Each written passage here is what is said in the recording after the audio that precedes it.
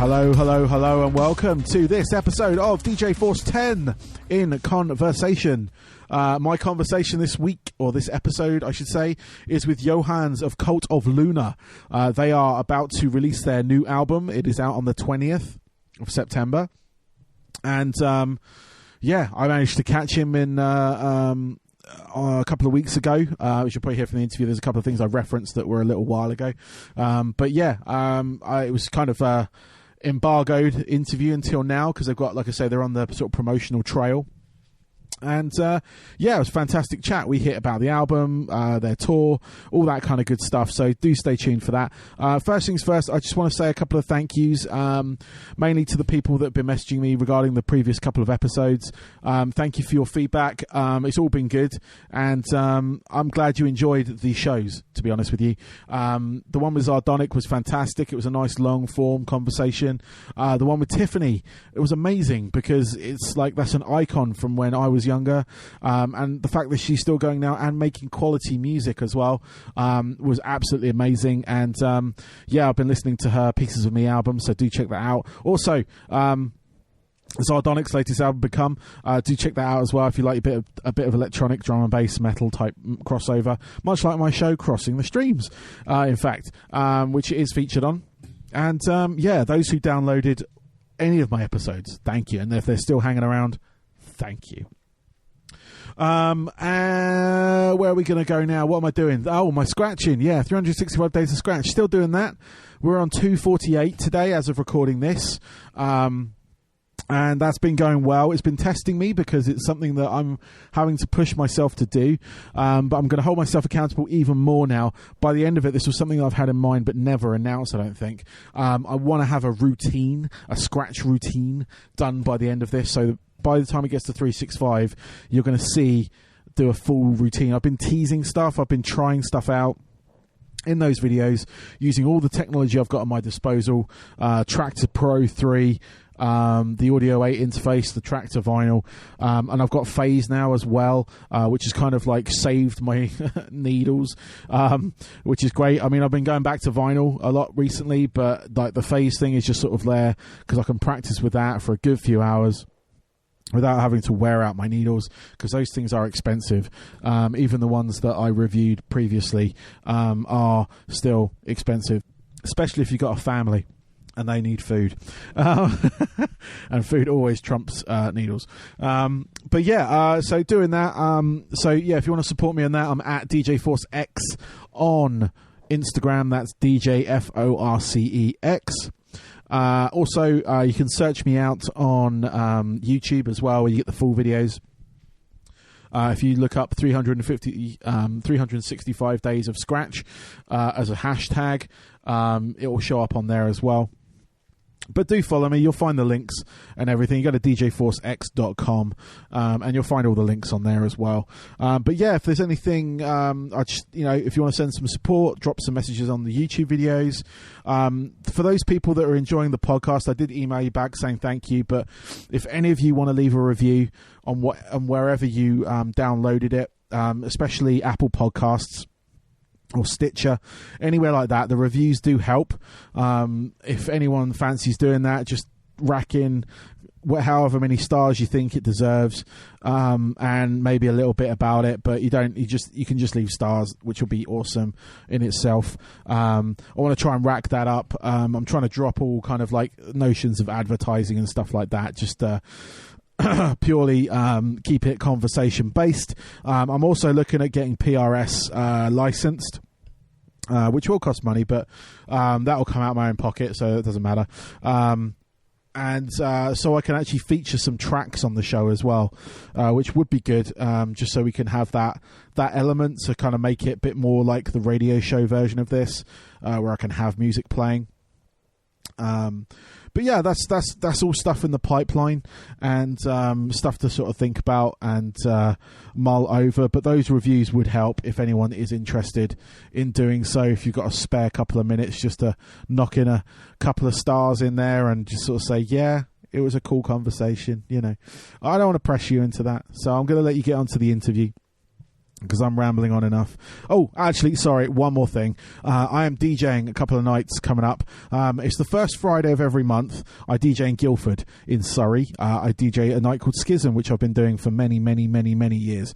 We're located at Players Lounge in Guildford, which is really very near. It's like 200-300 yards from the station. So if you're coming from outside Guildford, you're right on the doorstep of the station. But yeah, come along if you're into kind of rock, metal, alternative, pop punk, alternative dance type thing. There's me, Brad, and Jez DJing those nights, and they're always a good laugh. We've got theme nights coming up. We've got a cyberpunk night in October. We've obviously got a Christmas night, Halloween night, etc. But it's always on the first Friday of every month. So do come along, shake your stuff, if you will, or just come along and just enjoy yourself. I mean, it's just all sing-along, classic, metal, rock, dance floor fillers, really. But I am DJing a new night in Guildford. That is on the 20th of September. At the moment, it's a one-off, but they're hoping to make it quarterly. But that is me, a guy called Luke, and a lady called Lex. We are DJing those nights. It is from 8:30 till 1 a.m. On the, like I said, the 20th, Friday the 20th of September. And I'm DJing the slot, the 11 till 1 slot. So do come along. It's just going to be, like I say, again, dance floor fillers, rock, metal, grunge, punk, etc. Just anything classic. You may have heard some tracks thousands of times, but you know how to dance to them. And that's what we want. We just want people having a good time. You know, there's going to be this. It's in a pub. It's in the Star Inn in Guildford, which is on Quarry Street, and it's a little bit further out from the station, but it's still local to everything else. It's on the High Street. And yeah, it's going to be a good night, and I'm going to be there playing some tunes, and hopefully you guys will be there as well. If you heard about the night via my podcast, do come up and say hello, and just say, yeah, cool, I heard it from that, I'm here. And I'll be like, awesome, thank you. And I might even give you a hug or something. But yeah, like I say, do come along. It'll be awesome to see you guys there. But yes, that is it. I'm done advertising my whereabouts at the moment. But djforcex.com for all other news. And yeah, this is the interview with Johannes of Cult of Luna. Enjoy.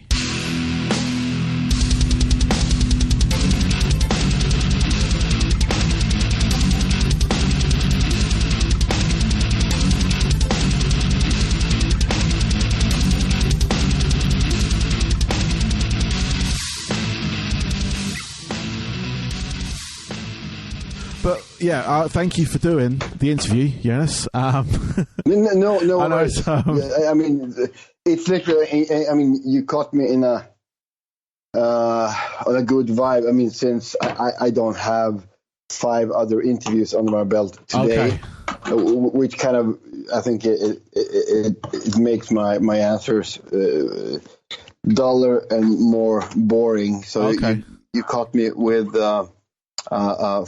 a glass of wine in my hand in the middle of nowhere on an island in the Baltic Sea. Okay. All right. Well, that's good. Yeah. That's good. I like that. And that's not me peeing. It's me refilling the wine glass. Yeah. No, that's fine. That's fine. Yeah. All right. Okay. Well, yeah, we're here to talk about obviously Cult of Luna, your band. Yeah. You've got a new album coming out this fall. And you've also got a European tour coming up as well. I know you've just played a bunch of festivals in and around Europe, but you're coming back and doing a string of dates. So yeah, we're just here to talk about that really, and what we can expect from the new album, and things like that really. So so let's go straight for the album. It's called The Silent Man. Is that right, or is that the single you just released? That's the single. Okay, and what's the album called? Single, yeah, that's one song. Yeah. The album is called Dawn to Fear, and it's out on September the 20th, I think. Okay, and what can obviously I've been listening to you guys for years, and each album has its own kind of story arc or theme. What can we expect from this one? Oh, yeah, I'm not sure. It's going to sound like us, I guess, and I hope. But I'm glad you actually brought up the thing of of the process, how we have worked with albums before, because as well, often when we try to or when we are in the beginning of a creative process, we're trying to kind of figure out how we wanted to do it, and pretty much from 20 years back, we've been starting with kind of a more or less a very concrete theme, or a story arc or whatever, a narrative, and let that kind of drives us and limit our creativity. And I love to work that way, definitely. Yeah. It kind of forces you to take, to make decisions that you wouldn't otherwise do because you're limited. But the thing is, like in my personal life, the last couple of years, I've noticed a lot of like subtle changes in how I view things and like what I value and stuff like that. And it has been subtle changes that, when you see like the product of it, yeah, you've gone from one place to another place, but you really didn't know how you got there. And I thought, okay, what will happen if we or if I, in my writing, go along the same path? Just let it be totally spontaneous, and without any, instead of like starting with a full picture and then you start working with the pieces to fit that picture. Yeah, you start with the pieces and just do what comes to your mind. And then after a while, you kind of take a step back and see what all these small like pieces of the jigsaw puzzle has created. Yeah. Because I thought it was very interesting. Like, this is my personal life. That, okay, wait, now I'm here, and I didn't even know how I got there. Like a couple of years ago, the way I think about this or how I value this or whatever would be unthinkable, and now I'm here. How did that happen? So when it came to writing music, it was just, well, I wouldn't say for all the songs, but most of the songs, they were just came straight from the heart. Like, it was the heart called whatever. It was intuitive. It was I just sat down with my guitar and wrote stuff. Yeah. And also with the lyric writing. For most of the songs, I just sat down and started to write and just let the writing just take control of what ended up on the, what ended up on the computer or on the napkin or whatever, what I was using at the time. And you might think that what came out of it was just like gibberish, babble, whatever. But it, like, I know exactly where all these kind of, like, after a while, when I kind of digested what have ended up on the paper, I know exactly what it is about. And sometimes I kind of figure it out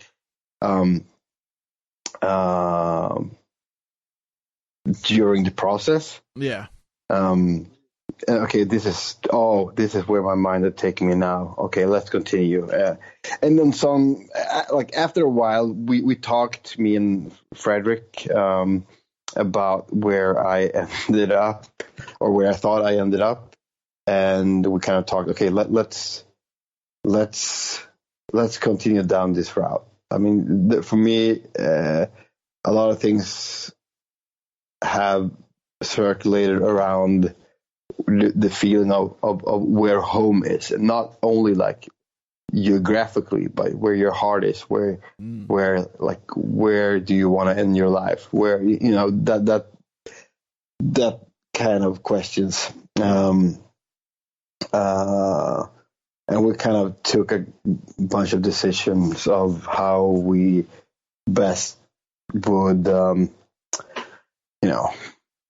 how we best would describe these feelings into the music. And then, and also it's been a very collective. I mean, it sounds like a very individualistic process, but it's not. And I would say for the first time since 2005, it felt like a real collective process, because after we kind of written the songs together, when we kind of pieced them together, we decided that we were not going to go about recording like we used to, or what we've been forced to do, basically, because we live in different cities. Yeah. Is that usually we met up in the studio, kind of recorded the basics for a couple of days, and then we kind of split up and finished the recording in different studios, pretty much isolated from each other. This time we took 2 weeks, and we drove with all our equipment to a very small island outside of Ålesund, Norway, to Ocean Sound Recordings, an amazing studio with a very inspiring scenery. Like, you have the mountains in the background, and you have the ocean in front of you, like next stop Greenland, and that's where we spent 2 weeks, just like a factory and summer camp in the same at the same time, hanging out with your friends, eating dinner, watching movies, but at the same time being very disciplined. And we had 2 basically stations where we recorded drums, guitars, and vocals, and another station where Christian and Andrea sat and recorded bass and keyboards. And it was a very inspiring atmosphere, and we could have creative discussions there and then. Yeah. Without having to take it on email. Like, if somebody have a question, you could call whoever you needed to talk to right away. And that's cool. That was a very long answer. No, that I don't think answered your question, but you did somewhere in there. It's fine. I was no, it's fascinating knowing the process of it, because like I said, I've been listening to you guys for many, many years, and the new song I only recently listened to, and there is a difference to it. And I think I think that's what it was. You were collectively together while you were recording it, and it does harness a different energy when you do that, because you can sort of, with some recordings, you can generally tell that the band aren't there together. They're recording, it's fine. It sounds good. The production value is there. But there's a certain energy that you get when you have that, I guess, live performance with it, if that makes sense. But it's not only that. I hope that the energy you have together is not noticeable in the whole production. I don't know. We're talking about abstract terms here, which well, it doesn't matter. Like, I had a good time recording. Yes. And the best of time, hanging out with friends, we all pretty much, not everyone, but most of us have children, and we were alone, quiet, day drunk, and had a very good time with our friends. That's amazing. Yeah. So when you I don't know if you answered it, but in that answer you gave, but when you come to writing songs like you do, what is your, obviously you could take an inspiration, you could take a theme, but your songs don't follow the natural path of a song, if that makes sense. You got a lot of bands out there that are very kind of, it's very chorus driven. There's lots of there's a certain generic structure to it, but the songs that you guys make, and I've not really interviewed many bands that sort of make the style of music that you do, but how do you take it from one place to another? Is it just a sort of journey you take it, and then if it goes somewhere, then awesome, and sometimes you take a wrong turn, maybe that wasn't the right section of notes to play. But how do you formulate a song like that? Because I mean, I've been in a band myself, like a few bands actually, and it's always been that kind of structure of verse, pre-verse, verse, chorus, things like that. And how do you where is that in a journey to take it there?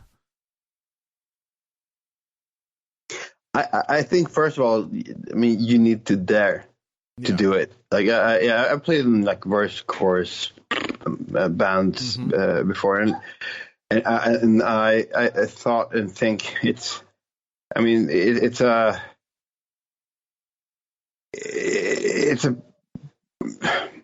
very effective, but it's also very boring. But that's not really what we do. We do more compositions than songs. One thing that I thought was very boring I love playing any kinds of music and any style of music, but doing that kind of everything felt so interchangeable. Like you could pretty much take a verse from one song, you can stick it together with the chorus from another one, and it would be another, good. I'm not judging. I mean, I'm just saying that I when it comes to Casa Luna, the song takes itself where it should be, and I think like 20 years of experience of writing this, I think I'm pretty. I wouldn't say in control, but I can like manage a song and know where to take it. Yeah. But sometimes it can take years, and sometimes it takes a couple of minutes. Like we have one song that I struggled with for, I would say, 1.5 years.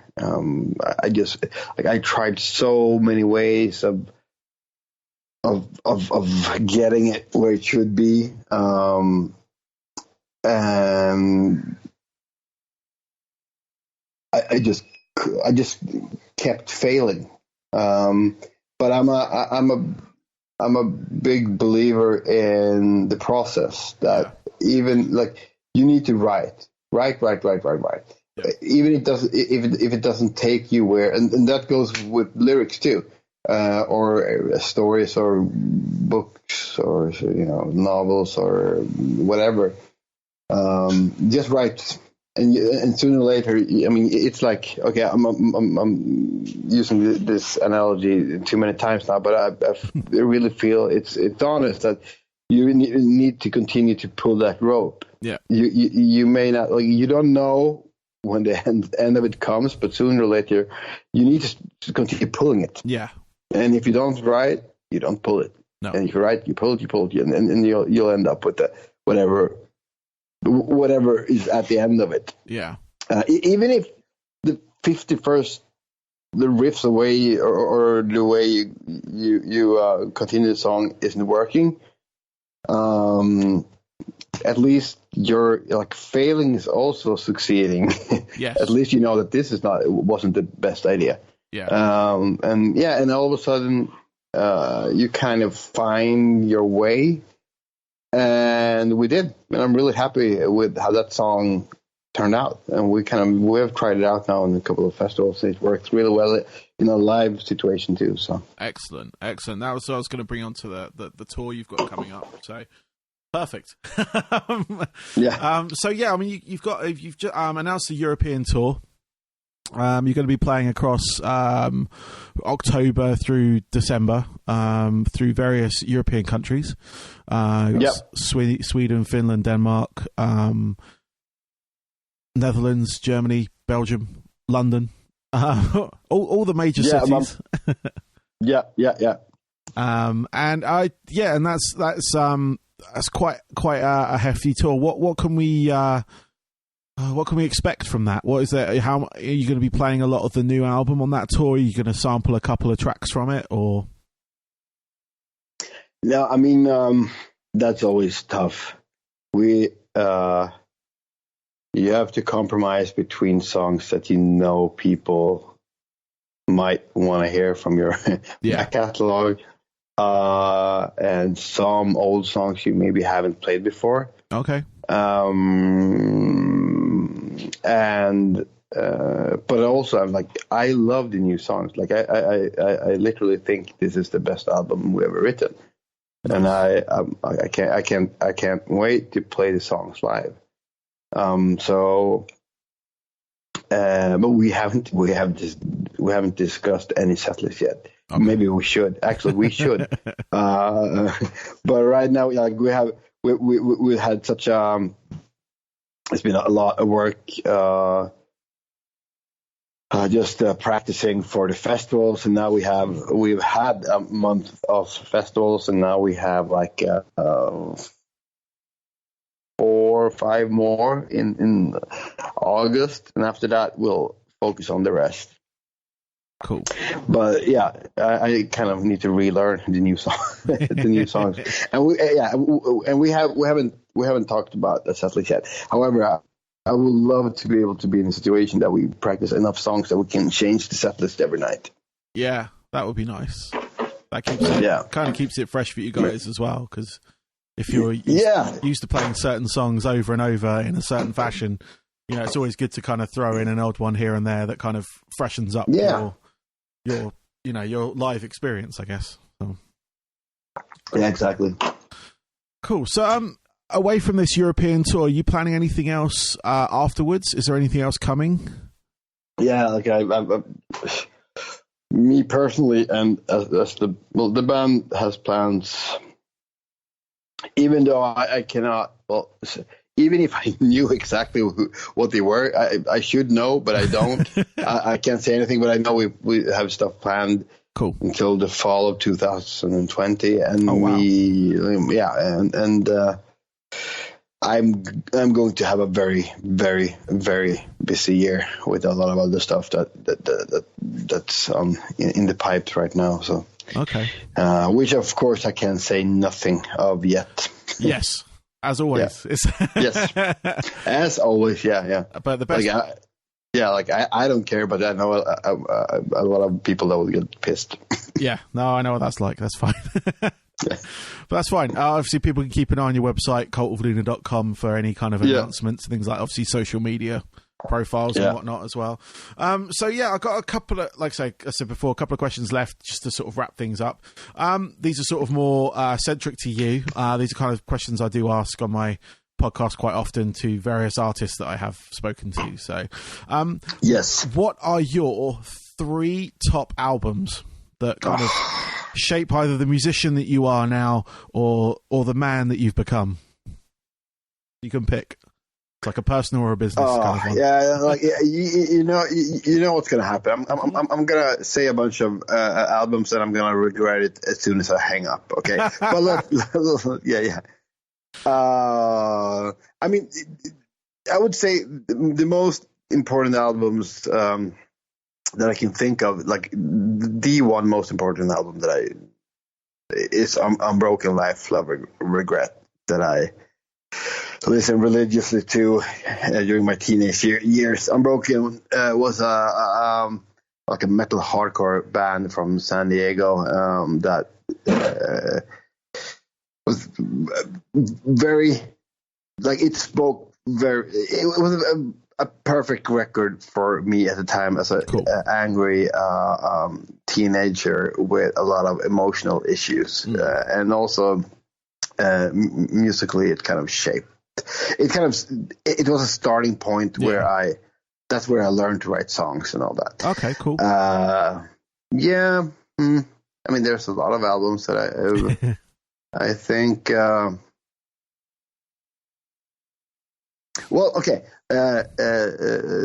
Sepultura, Arise. Nice. One of I mean that was the first album that I bought with my, like, I had other albums and other like LPs at home, hard rock and heavy metal and all that, but that was the first album that I bought with my own hard-earned money.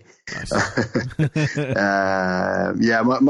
My dad didn't let me buy Metallica Kill 'Em All because he thought that the cover was too horrific. Ironically, he let me buy Sepultura, which, like, musically is way more violent than Metallica. Yeah. Both albums are still great. And I would say, one album that's very important to me. Pretty late in his career, but Tom Waits' Alice. Nice. Yes. It was Alice was the first song that my daughter heard. Amazing. After he was born, there was some complications with her mother, so they just got her out of the room, and all of a sudden I was there with a little kid. Yeah. And we're all alone in the room, and we had been up all night, and she's been struggling. I was emotionally exhausted, and we fell asleep to the title track, Alice. Oh, that's amazing. So I know it's the first track or first song she ever heard. Oh, that's amazing. I love that. Yeah. Oh, that's good. So finally, what are your what do you do away from the music? What are your hobbies? What are your passions away from Cult of Luna? What is it that you like to do? I don't do much. That's my. I work. Mm-hmm. It takes a lot of time. I work as a casting director, and I write and I direct, and I work out. I try to spend as much time as possible with my kids, and my family, my girlfriend. And I don't have much more time than that. Even though like Cult of Luna is not my full-time job, it's a full-time mental job in that sense, that I'm always thinking and working and planning and doing stuff. That's what I do. I try to be outdoors as much as possible. Not as much as I would want. But I would love to be able to camp and hike more. Nice. And I will try to make that happen in the future. Yeah. Cool. Well, Johannes, thank you very much for this. I appreciate your words. Good luck with your tour and album. I'm sure it will go amazingly. I've seen you guys live before, and it was an amazing show when I saw you. And I'm looking forward to the album as well, because I really enjoyed The Silent Man, which I've been listening to, and I'm looking forward to hearing the rest of it when it's released. I'm going to try. Yeah, out in about 2 months. It's taking too long, this this process. Yeah, no, it's been ready for years. Yeah, months. I'm going to try and pick it up on vinyl. So that is my preferred format of choice. Mine too. So. Oh yeah, that's my only hobby apart from breaking my economy by buying vinyls.